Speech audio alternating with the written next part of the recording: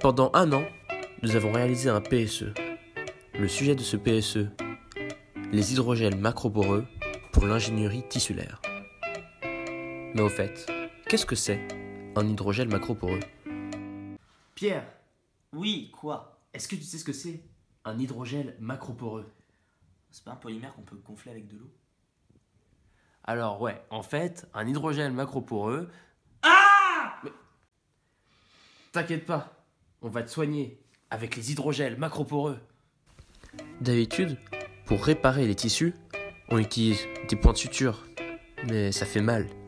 Ou alors de la colle, mais ça les étouffe les cellules. Pour notre PSE, on va essayer de réparer les tissus avec des hydrogels macroporeux. Comme l'a dit Pierre, un hydrogel, c'est un gel, donc c'est-à-dire un réseau de polymères, qu'on peut gonfler avec de l'eau. Et un hydrogel macroporeux, c'est un hydrogel avec des pores dont la taille est macroscopique. Les objectifs qu'on s'est fixés pour la synthèse de ces hydrogels macroporeux, c'est d'abord qu'ils soient biocompatibles. Ensuite, il faut qu'ils puissent être digérés par les cellules pour ne plus laisser de traces à la fin lorsque le tissu est réparé. Et enfin, il faut que le réseau de pores soit supérieur à 300 micromètres pour que les cellules puissent bien migrer à l'intérieur.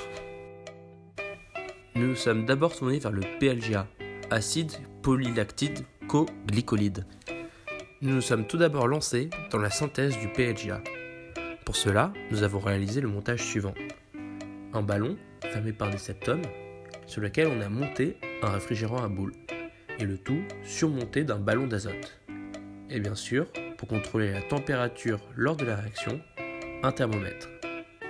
On a ensuite inséré le glycolide et le lactide, ainsi que les amorceurs, le chlorure de choline et l'octanoate stanneux. Mais attention, ce dernier possède un point flash à 128 degrés Celsius. Pour éviter tout risque d'embrasement ou d'explosion, on a abaissé la température de 175 degrés Celsius dans la littérature à 125 degrés Celsius pour éviter de dépasser le point flash. Et après de longues heures d'attente, de lavage et d'extraction, on a enfin eu notre produit. Et nous l'avons analysé en DSC et en RMN. Les analyses ont cependant révélé un rendement inférieur à 10%. Mais bon, 10%, c'est plus que zéro. On a donc quand même réussi à synthétiser le PLGA. Et pour ça, on en est très fiers. Bon, après ça, en considérant que la synthèse prend beaucoup de temps, que les rendements ne sont pas très satisfaisants, on a décidé d'acheter du PLGA commercial. Comme ça, on était sûr de la bonne qualité du produit et d'en avoir suffisamment tout au long de les séances. Avec le PLGA, une première méthode pour réaliser des hydrogels macroporeux, c'est le salt leaching. La recette est très simple. On solubilise le PLGA dans l'acétone, on le verse dans un récipient, on ajoute à cela du sel en pureté suffisante et avec des tailles de l'ordre de 300 à 500 micromètres. Et une fois qu'on a bien mélangé le tout, on laisse s'évaporer l'acétone à l'air libre. On plonge le bloc obtenu dans l'eau, ce qui va ensuite libérer le sel en utilisant des ondes ultrasonores. Le sel va alors sortir de la structure pour laisser à sa place un réseau poreux contrôlé par la taille des cristaux de sel.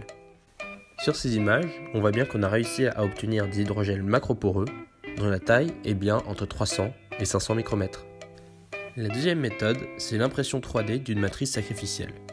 Par impression 3D, on réalise le négatif des pores que l'on veut obtenir. On coule l'hydrogel dans cette matrice, puis on dissout la matrice sacrificielle dans un solvant qui ne va pas abîmer l'hydrogel. On obtient ainsi un hydrogel dont le réseau de pores est contrôlé très précisément, contrairement à la méthode précédente. Nous avons réalisé nos cubes en ABS avec l'imprimante 3D de l'atelier. Puis nous avons coulé dedans le collagène dissous dans le PBS. Afin de polymériser le collagène, on va prendre un dessiccateur dans lequel on met un bécher d'ammoniac afin de saturer l'atmosphère et atteindre un pH basique autour de 9 à l'intérieur de l'enceinte. On place ensuite la matrice sacrificielle remplie de collagène dans le dessiccateur et le collagène va durcir au fur et à mesure du temps. On place le cube dans l'acétone. Seule la matrice sacrificielle soluble dans l'acétone se disperse dans la solution et il ne reste donc plus que la structure poreuse en collagène. Une fois qu'on a obtenu tous ces échantillons, on va passer maintenant à la culture cellulaire. Dans une plaque avec des puits, on va répartir nos différents échantillons issus des différents protocoles et des différents polymères. On ensemence nos puits avec les fibroblastes et après une semaine d'attente, on arrête la culture cellulaire. On va fixer les cellules,